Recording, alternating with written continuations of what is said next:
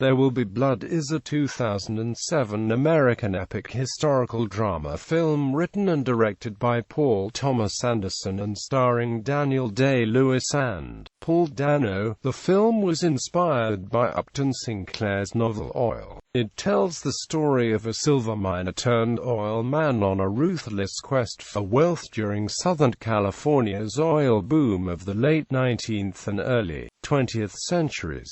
Kevin J. O'Connor, Kieran Hines, and Dylan Freese are also featured in the film. The film received significant critical praise upon release as well as numerous awards and nominations. It premiered at the Berlin International Film Festival, where it won the Silver Bear Award for Best Director and a Special Artistic Contribution Award for Johnny Greenwood's score. It also appeared on many critics' top 10 lists for the year, notably the American Film Institute, the National Society of Film Critics, the National Board of Review, and the Los Angeles Film Critics Association. Day-Lewis won Oscar, BAFTA, Golden Globe, Screen Actors Guild, NYFCC and IFTA Best Actor awards for his performance, cementing his position as one of the most acclaimed actors of his generation. The film was nominated for 8 Academy Awards, including Best Picture, winning Best Actor for Day-Lewis and Best Cinematography for Robert Elswit. There Will Be Blood is now widely regarded as one of the best films of the 2000s.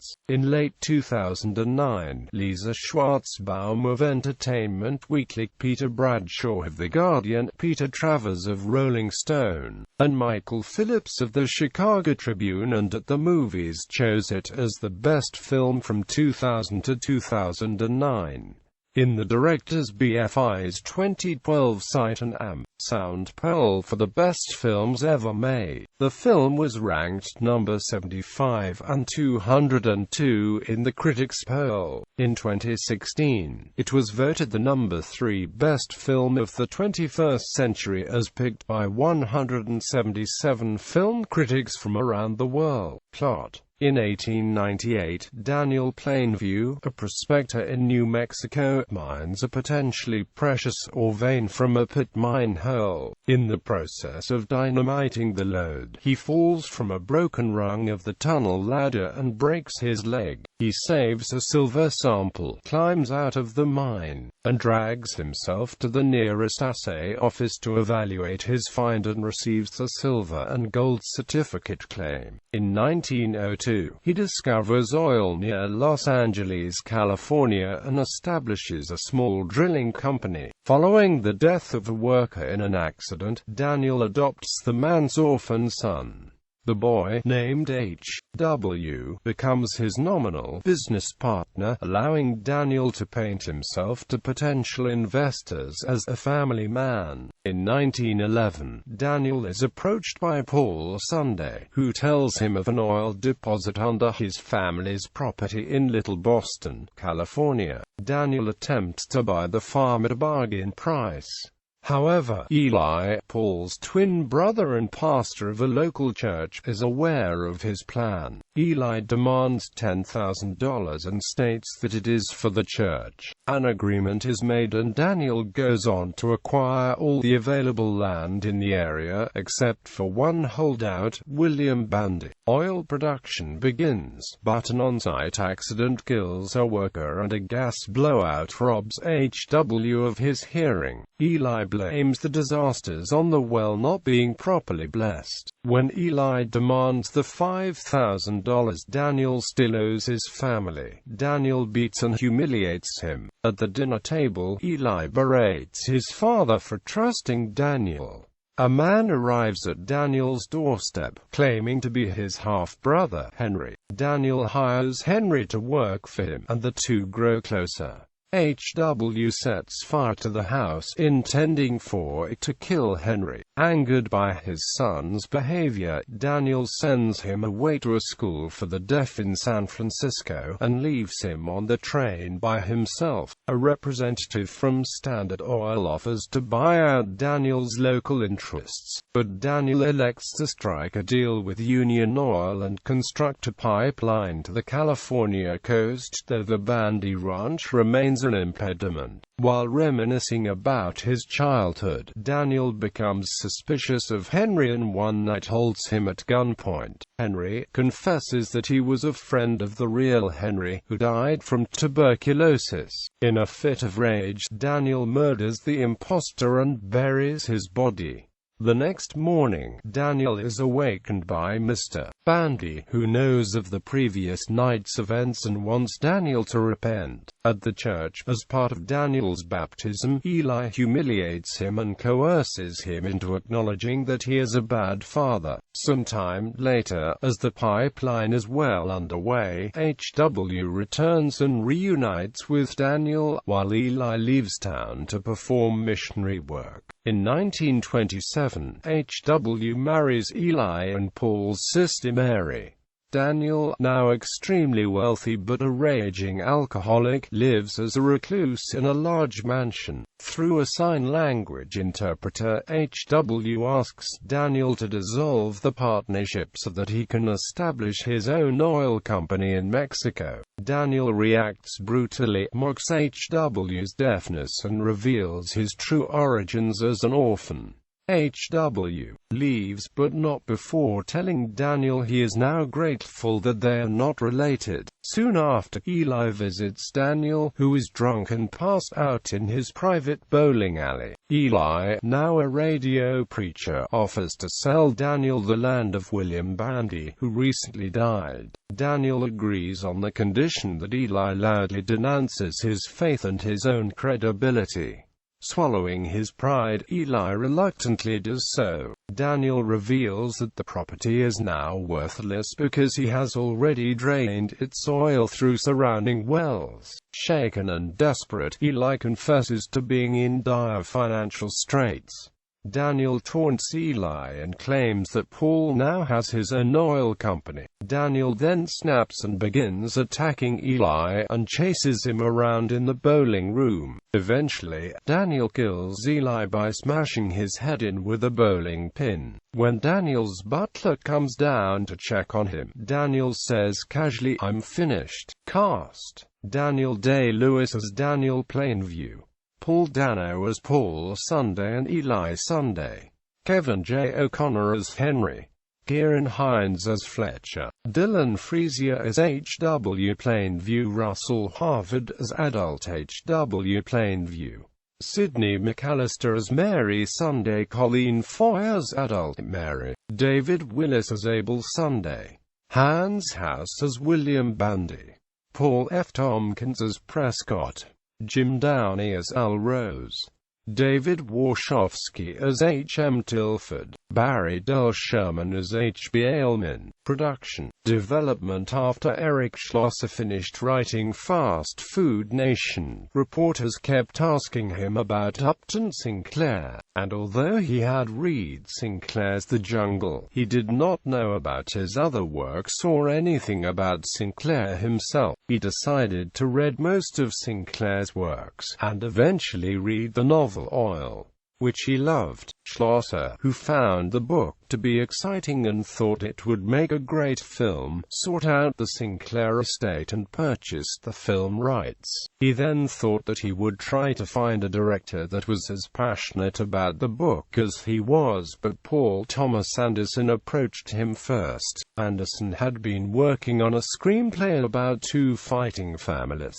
He struggled with the script and soon realized it was not working. Homesick, he purchased a copy of Oil in London, drawn to its cover illustration of a California oil field. As he read, Anderson became even more fascinated with the novel, and after contacting Schlosser, adapted the first 150 pages to a screenplay. He began to get a real sense of where his script was going after making many trips to museums dedicated to early oil men in Bakersfield. Anderson changed the title from Oil to There Will Be Blood because he felt there's not enough of the book to feel like it's a proper adaptation. He said of writing the screenplay, "I can remember the way that my desk looked, with so many different scraps of paper and books about the oil industry in the early 20th century, mixed in with pieces of other scripts that I'd written.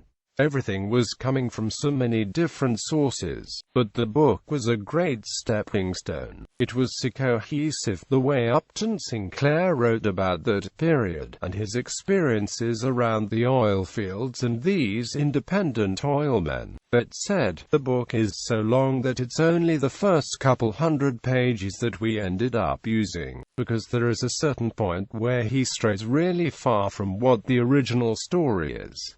We were really unfaithful to the book. That's not to say I didn't really like the book, one loved it. But there were so many other things floating around, and at a certain point I became aware of the stuff he was basing it on. What he was writing about was the life of Edward Doheny and Harry Sinclair.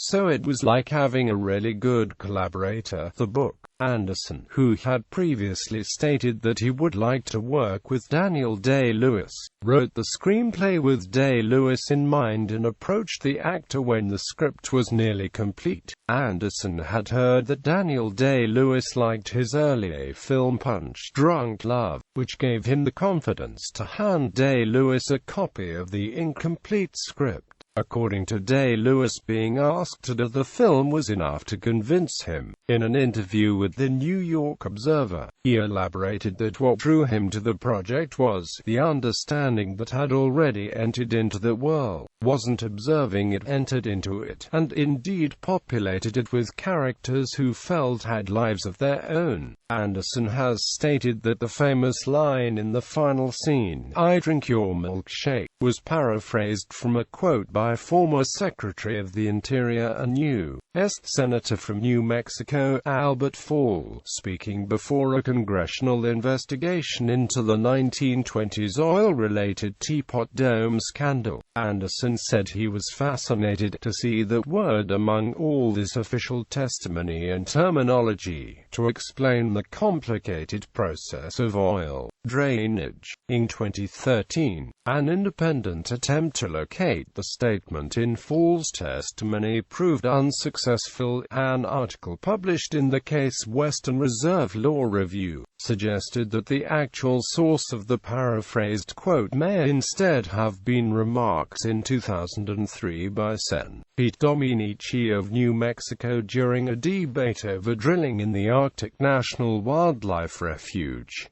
In those remarks, Dominici stated, "The oil is underground, and it is going to be drilled and come up. Here is a giant reservoir underground. Just like a curved straw, you put it underground and maneuver it, and the milkshake is way over there, and your little child wants the milkshake, and they sit over here in the bedroom where they are feeling ill, and they just gobble it up from way down in the kitchen, where you don't even have to move the mix master that made the ice cream for them. You don't have to take it up to the bedroom." This describes the actual drilling that is taking place. According to Joanne Seller, one of the film's producers, it was a hard film to finance because the studios didn't think it had the scope of a major picture. It took 2 years to acquire financing for the film. For the role of Plainview's son, Anderson looked at people in Los Angeles and New York City, but he realized that they needed someone from Texas who knew how to shoot shotguns and live in that world. The filmmakers asked around out of school and the principal recommended Dylan Freesia. They did not have him read any scenes and instead talked to him, realizing that he was the perfect person for the role. To build his character, Day-Lewis started with the voice. Anderson sent him recordings from the late 19th century to 1927 and a copy of the 1948 film The Treasure of the Sierra Madre, including documentaries on its director, John Huston, an important influence on Anderson's film. According to Anderson, he was inspired by the fact that Sierra Madre is about greed and ambition and paranoia and looking at the worst parts of yourself. While writing the script, he would put the film on before he went to bed at night. To research for the role, Day-Lewis read letters from laborers and studied photographs from the time period. He also read up on oil tycoon Edward.The, upon whom Sinclair's book is loosely based. Filming principal photography began in June 2006 on a ranch in Marfa, Texas, and took 3 months. Other location shooting took place in Los Angeles.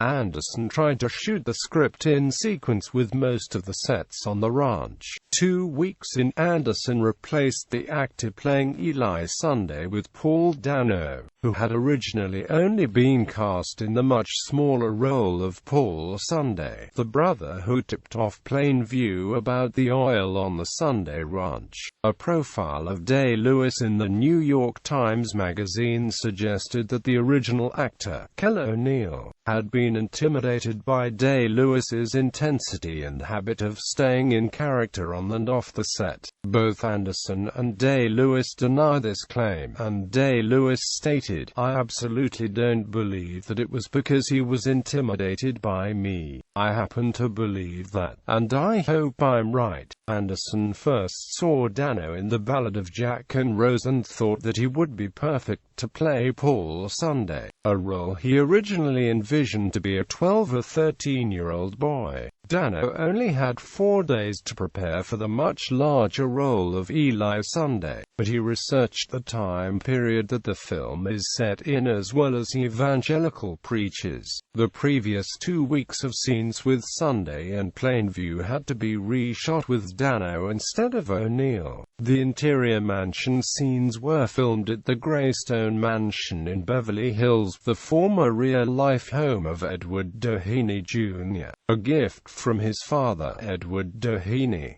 Scenes filmed at Greystone involved the careful renovation of the basement's 2-lane bowling alley. Anderson said it was a particular situation, because it was so narrow that there could only be a very limited number of people at any given time, maybe 5 or 6 behind the camera and then the 2 boys.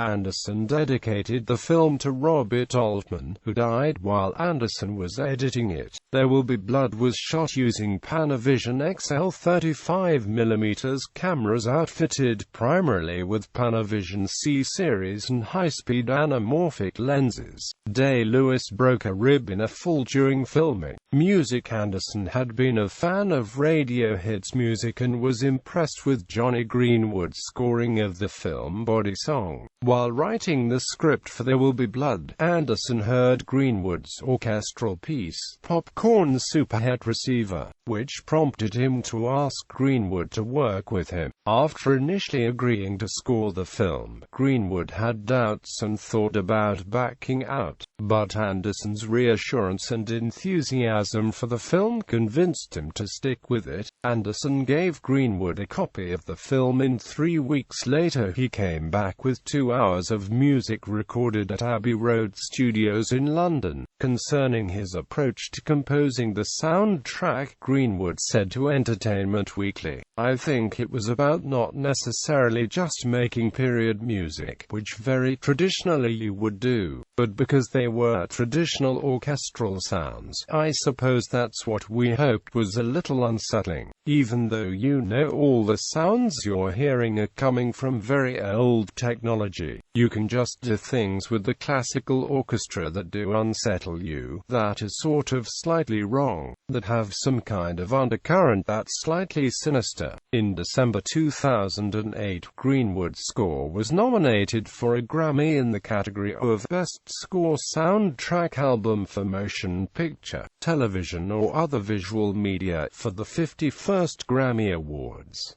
It features classical music. Brahms' Violin Concerto in D major Op. 77, third movement, Vivace ma non troppo, can be heard in the ending titles and during the film Arvo parts fratters for cello and piano.